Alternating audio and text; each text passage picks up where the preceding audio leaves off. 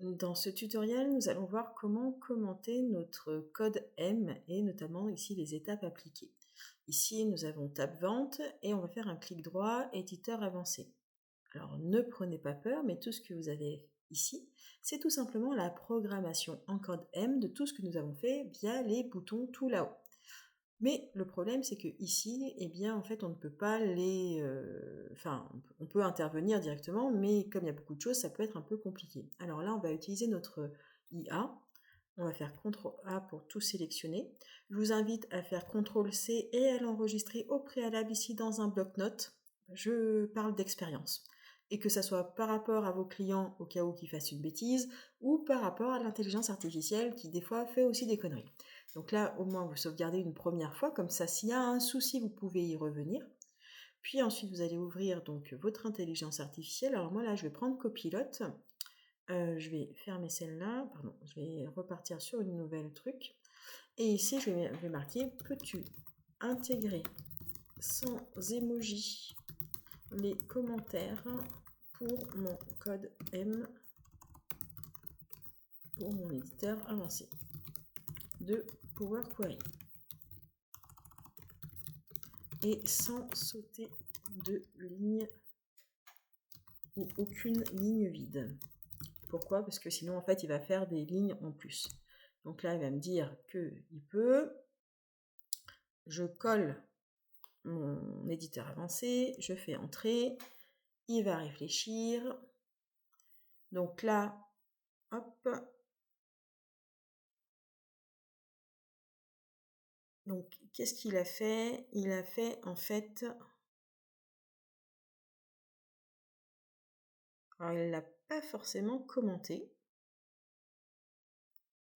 Ou alors, où est-ce qu'il les a commentés tout à droite? Ah, il les a commentés tout à droite. Donc, peux-tu mettre le commentaire au-dessus de la ligne commentée? Celle-là, je ne l'avais pas vu venir. Ouais. C'est plus simple d'avoir la ligne au-dessus que d'aller tout à droite, parce que des fois, on a des colonnes, des lignes qui sont un petit peu longues. Alors, il faut espérer qu'il aille bien jusqu'à la fin. Parce que des fois, j'ai des surprises. Donc là, il génère. Il faut bien vérifier qu'on est... Donc là, il génère encore. Hop. Alors là, il a supprimé. Mais j'ai pas, en fait, l'équivalent de ma dernière étape, qui est ici le in colonne permutée 3. Donc là, c'est hyper important de bien regarder ce qu'il a fait. Est-ce qu'il n'avait pas assez d'espace ou je ne sais trop quoi, mais il est allé que jusqu'à colonne supprimée 3. Il n'a pas généré pour l'ensemble de mon éditeur avancé. Alors en fait, ce que je peux lui demander, c'est déjà de copier-coller jusqu'à colonne supprimée 3. Mais le truc, c'est que c'est pas terrible. Alors on va voir avec ChatGPT s'il fait mieux. Hop.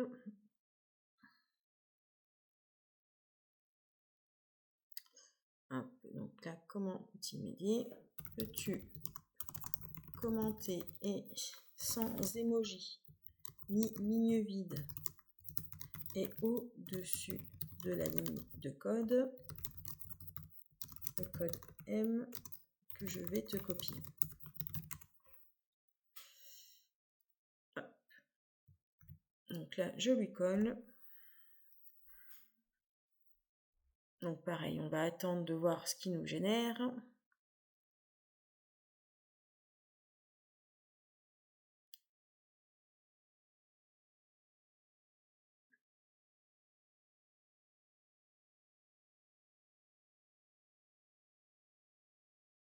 Ah, et bien ChatGPT se débrouille beaucoup mieux. Donc là, voilà.